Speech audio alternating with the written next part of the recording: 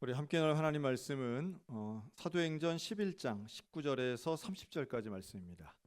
사도행전 11장 우리 19절에서 30절까지 말씀을 한 절씩 교독하겠습니다. 제가 먼저 읽습니다. 그때 스데반의 일로 일어난 환란으로 말미암아 흩어진 자들이 베니게와 구브로와 안디옥까지 이르러 유대인에게만 말씀을 전하는데 그 중에 구브로와 구레네 몇 사람이 안디옥에 이르러 헬라인에게도 말하여 주 예수를 전파하니 주의 손이 그들과 함께 하심에 수많은 사람들이 믿고 주께 돌아오더라.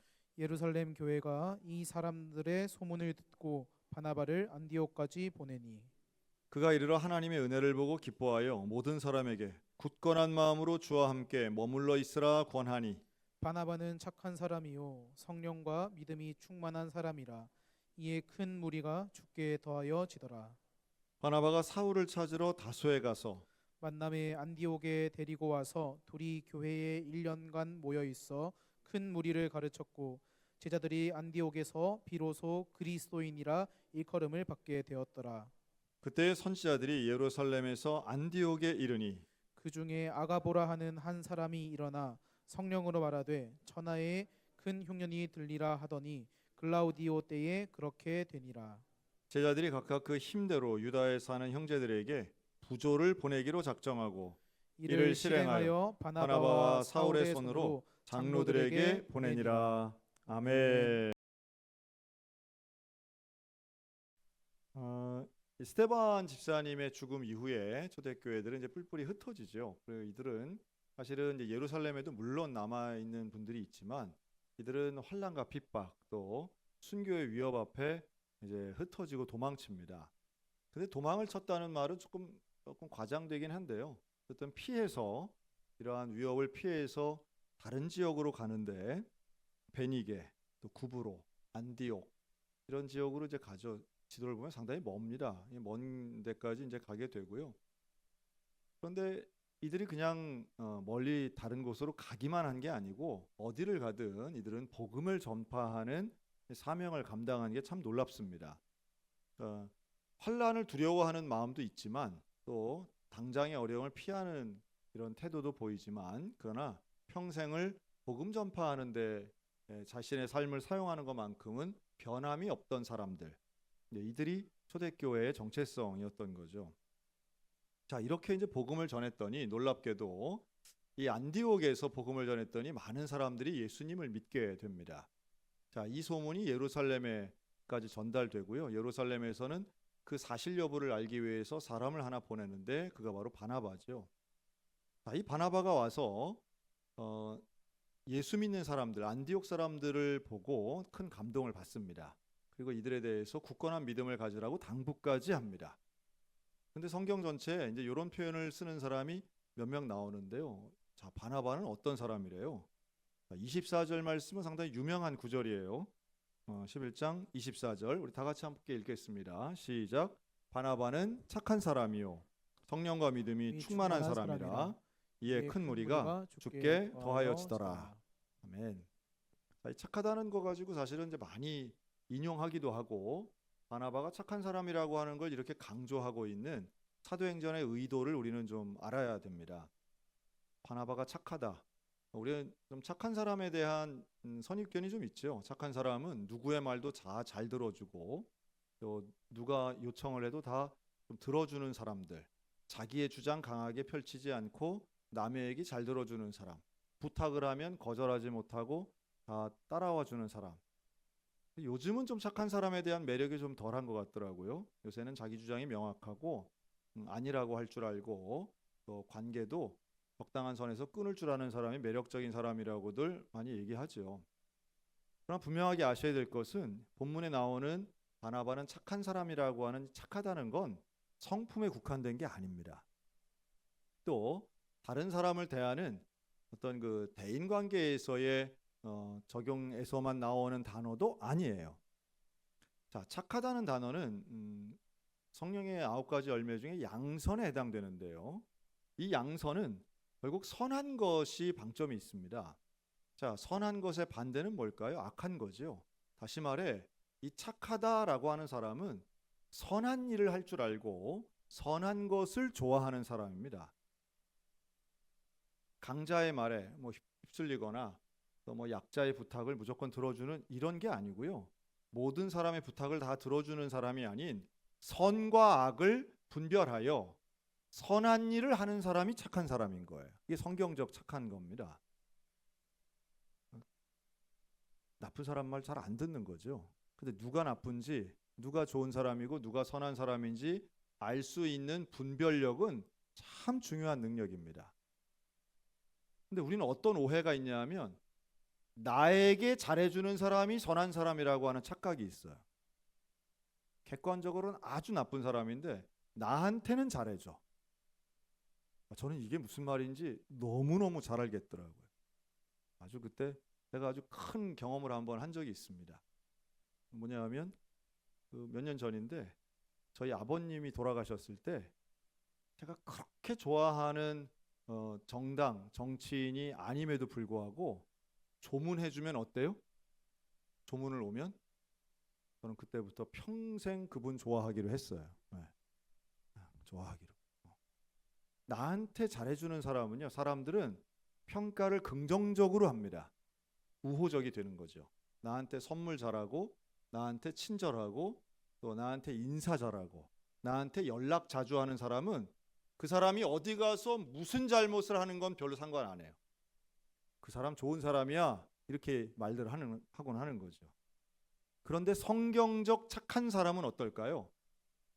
하나님의 기준에서 좋은 사람과 나쁜 사람을 구분할 줄 아는 사람입니다.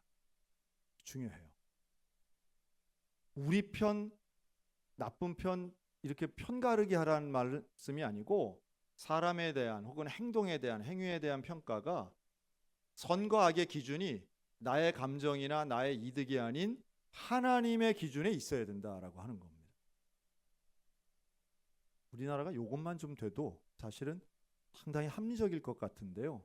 대개는 이게 잘 안 되기 때문에 아주 비합리적인 또 쉽게 말하면 그냥 같은 공범이 될 가능성도 상당히 많죠. 진영 논리 참 우리가 타파해야 될 내용 중에 하나입니다.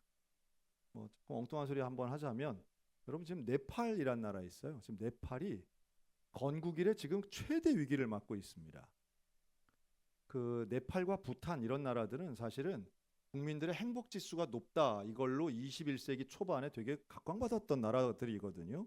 근데 이 나라들이 민주화가 되면서 왕정을 물리치고요.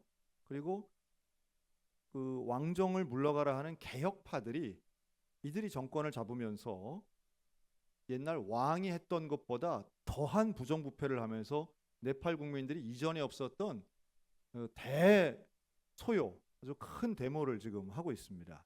우리나라 뉴스에는 맨날 잘 알아들을 수 없는 사법개혁만 맨날 나와가지고 그냥 그 뉴스만 가득하지만 전 세계적으로는 지금 프랑스 파리 시민들이 들고 일어나서 파리 에펠타워에 불을 지르고 난리가 났고요.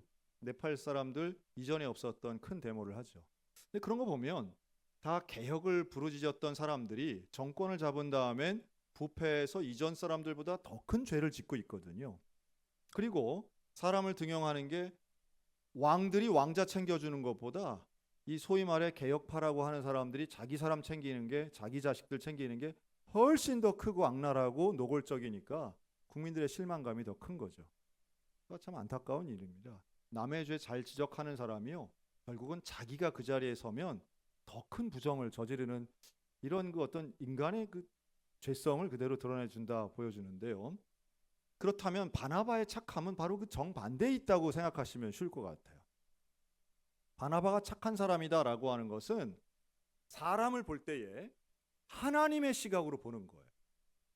하나님의 시각으로.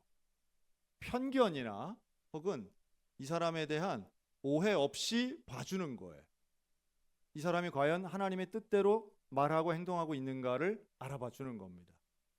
이러한 영성은 참 중요하고 필요하고요. 오늘 우리들에게도 너무도 요구되는 덕목이라고 믿습니다. 그래서 이 착한 사람 바나바를 또 이렇게 수식하는데요. 성령과 믿음이 충만한 사람.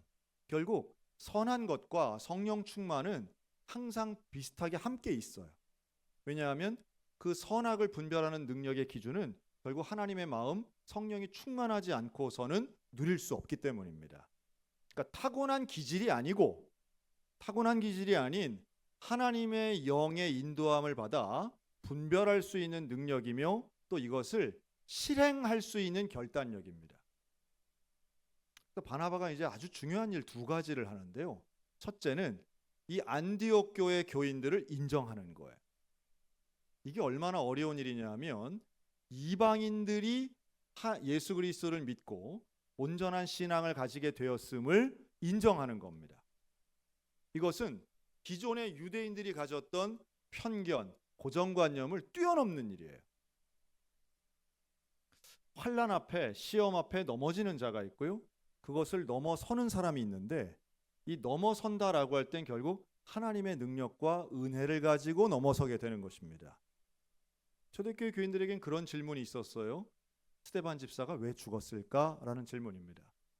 그렇죠? 그렇게 훌륭하고 그렇게 성령 충만한 사람이라면 위기의 순간에서 구조되어야 되는데 구조되기는커녕 돌에 맞아 죽은 것, 이것이 사실은 제일 큰 의문 중에 하나인 거죠. 여러분, 우리가 신앙생활 잘하면 이러한 남들이 당하는 사고도 안 당해야 될 거라고 생각하는 경향들이 있는데요. 그렇지 않습니다. 그렇지 않아요. 우리는 언제나 죽을 수 있고 언제나 병 걸릴 수 있습니다. 이것만 잘 기억하면 사실은 하나님께서 이루시는 일들에 대해 하나님은 선하시기에 어떤 상황도 어떤 사건도 결국은 선하신 하나님께 맡겨서 그 시간을 믿음으로 지내다 보면 하나님이 행하시는 위대한 일들을 보게 된다. 여러분, 이게 저와 여러분의 믿음이었으면 좋겠습니다. 그래서 이 믿음에 대해 바나바가 너무 신기하다. 사실은 스데반의 죽음 때문에 여기까지 안디옥까지 복음이 전파되잖아요. 근데 이 안디옥 사람들이 너무 예수님을 잘 믿는 거예요. 순전하게 믿는 거예요. 이런 분들 계세요. 신앙생활한 지 얼마 안 됐는데 너무 예수님을 잘 믿는 분들이 있어요. 옛날 말로 스펀지 같다, 빨아들인다 이런 건데요. 우리 교회도 그런 분들 계세요. 보면 참 신기합니다. 어떤 분은 그냥 수십 년을 예배당 교회 다녀도 나는 못해요, 안 해요, 나는 예배만 드려요, 이런 분들이 얼마나 많은데 이건 완전 초신자나 다름없는 신앙의 연조임에도 불구하고 뭐든 할래요. 네, 제가 하겠습니다. 충성하고 헌신하겠습니다 하는 분들 보면 참 신기하다.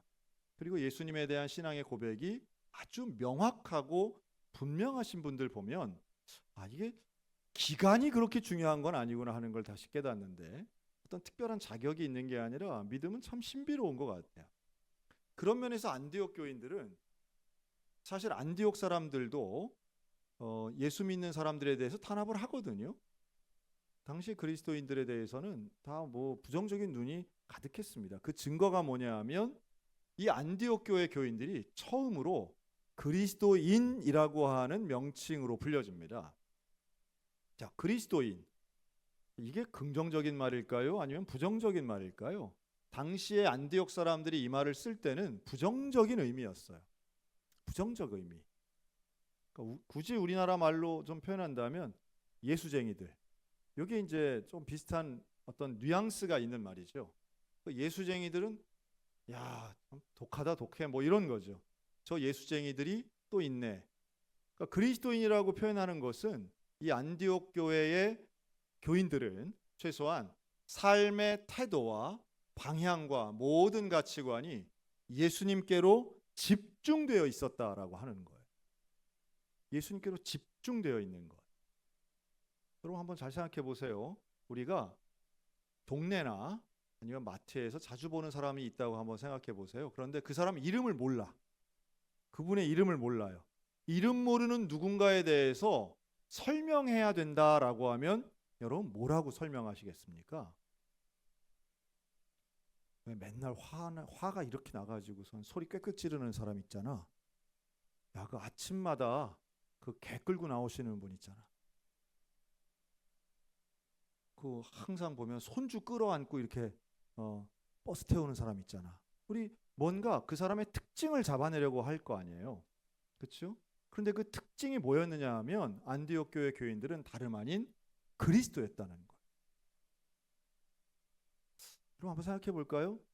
여러분들 옆집 사시는 분은 여러분의 이름은 모르는데 얼굴을 알고, 또 혹은 어디선가 자주 스쳐 지나가는 사람들이 여러분들에 대해서 뭐라고 표현할까요? 그분 참 인상 좋은 분이잖아요. 엘리베이터만 타면 인사 잘 하시고 우리한테 오늘도 좋은 날 되라고 축복해 주시는 그분. 아, 그분은 왠지 분위기가 장로님 같아. 뭐 이런 분들이 있잖아요. 왠지 그분은 교회 다니는 사람 같아. 이런 평가가 나온다면 얼마나 좋을까 하는 거예요. 그 사람이 교회 다닌다고?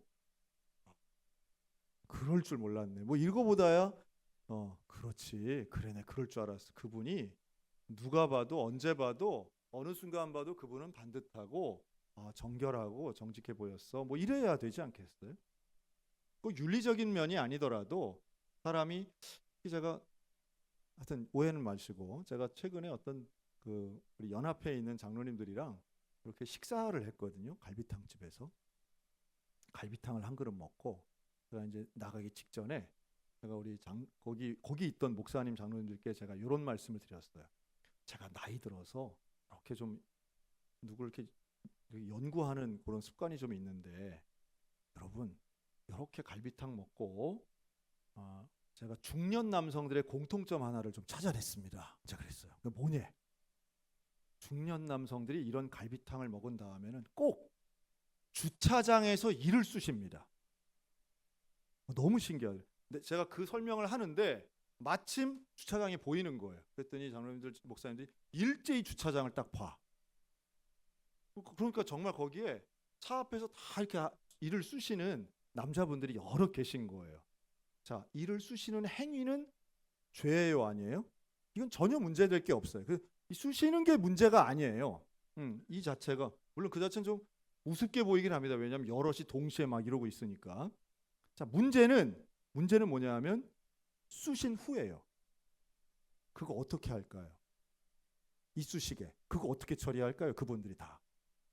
제가 그걸 보라고 한 거예요. 이게 문제가 아니라 뺀 다음에 이거 어떻게 처리할까요? 다 바닥에 던지고 가는 거예요. 예외 없이 그러고 가시는 거예요. 그건 문제잖아요. 그렇죠? 그런데 그게 옆에 차에 떨어지기도 하고요. 그렇게 할 때 아무런 문제의식 없이 그걸 당연하다는 듯이 그렇게 가시는 거예요. 그건 마치 담배 피고 아무데나 버리는 거랑 거의 비슷한 거예요. 그럼 어떻게 해야 될까요? 안 쑤실 수는 없잖아. 그래서 제가 그랬습니다. 여기서 하시라고. 저기서 하지 말고. 공공장소에 하지 마시고 여기서 앉아있는 지금 요 상태에서 하세요. 요것만 잘 하셔도 훨씬 매너 있는 분이 되실 거예요. 그랬더니 그 순간 다 공감을 좀 해주시더라고요. 왜냐하면 남의 하는 모습을 보니까 내 모습이 나도 저런가 싶으신 거예요. 그래서 이런 작은 거 하나하나가 사실은 언제 오늘 설교 끝나고 기억나는 건 이쑤시개밖에 없게 하겠는데, 근데 그런 것이 남에게 나의 행동이나 나의 말이 어떨 때는 되게 편리하고 편해 보이지만 이게 다른 사람에게는 어떤 영향이 있을까 사실 생각하는 것도 되게 필요하거든요. 근데 바나바가 딱 그런 사람이었어요. 바나바는 편견 없이 사람을 보면서도 사람을 수용할 줄 알면서도 무엇이 좋고 무엇이 나쁜지, 무엇이 선하고 무엇이 악한지를 정확하게 분별할 수 있는 사람이었다는 거예요. 그리고 당시 안디옥 사람들이 그리스도인이라고 말했다고 하는 것은 예수님께 집중한 거죠. 편견을 극복했던 바나바와 이들이 보여주었던 안디옥 교인들의 본된 모습은 결국 어떤 어려움과 고난이 있어도 자신들이 마치 신사 같은 모습을 가지고, 그리고 사람들에게는 예의 있으면서도 복음을 증거하는 일관된 모습을 이들은 보여주게 됩니다. 자, 그 중에 하나, 바로 이들이 훌륭하면서도 온전한 착한 모습을 실행했다라고 하는 증거가 나오는데요. 그게 바로 부조를 한 일이었습니다. 29절, 유대 땅에도 큰 흉년이 듭니다. 그랬더니 28절 흉년 들고 29절 제자들이, 안디옥 교인들이 결정한 거예요. 각각 그 힘대로 유대에 사는 형제들에게 부조를 보내기로 결정합니다. 부조는 돕는 거죠. 이것은 명확하게 물질적 지원입니다. 마음만 보내는 게 아닌 거예요. 돈을 모으는 거예요. 사실은 착한 일에 대해서는 실제적 행위가 있어야 되는 겁니다. 상징적 행위만 있는 것이 아니라 실제 돕는 일로 연결되어야 합니다. 그리고 이것은 물질이 어느 지점을 향해서 가야 되는가도 보여주는 거죠. 그래서 안디옥 교회가 그리스도인이라고 불리었던 이 교회가 온전하면서도 정직하고 그리고 하나님이 원하시는 착한 모습의 교회로 성장해가고 성숙해가는 것을 그대로 보여줍니다. 형제의 어려움, 다른 교회의 어려움에 대해서 부조하는 거예요. 우리가 부주가 아니라 부조가 맞죠? 그런데 이 부조를 할 때 있어서 재밌는 것은 안디옥 교회는 일종의 지교회입니다. 모교회라고 할 수 있는 이 예루살렘 교회를 돕는 것은 누가 누구를 일정하게 한 방향으로만 가는 것이 아니라 어려움을 당하면 누구라도 도울 수 있음을 보여주는 거죠. 그래서 사람을 수용하고요. 그리고 사람을 돕는 일, 이것은 당연히 해야 할 일이지만 이게 바로 착한 사람들이 해야 하는, 그리스도인들이 마땅히 해야 할 일이라고 하는 말씀이에요. 어떤 사람은 다른 사람을 힘들게 하고 괴롭게 하는 환난을 입히는 사람, 넘어지게 하는 사람이 있습니다. 또 그 환난 가운데 힘들어서 넘어지는 사람들도 분명히 존재합니다. 하지만 그 넘어지는 사람을 잡아 일으키는 사람들이 있습니다. 부조를 하기로 결정하고 실행하는 사람들이죠. 나의 것을 나누는 사람들입니다. 고통도 나누고 슬픔도 나누는 사람들이에요. 내게 있는 물질을 나눔으로 흉년을 당한 이웃을 돕는 것입니다. 여러분, 그러면 그 약한 자가 일어나게 되겠죠. 그리고 일어나게 되면 이제는 다시 위기 상황을 함께 건너갈 수 있게 됩니다.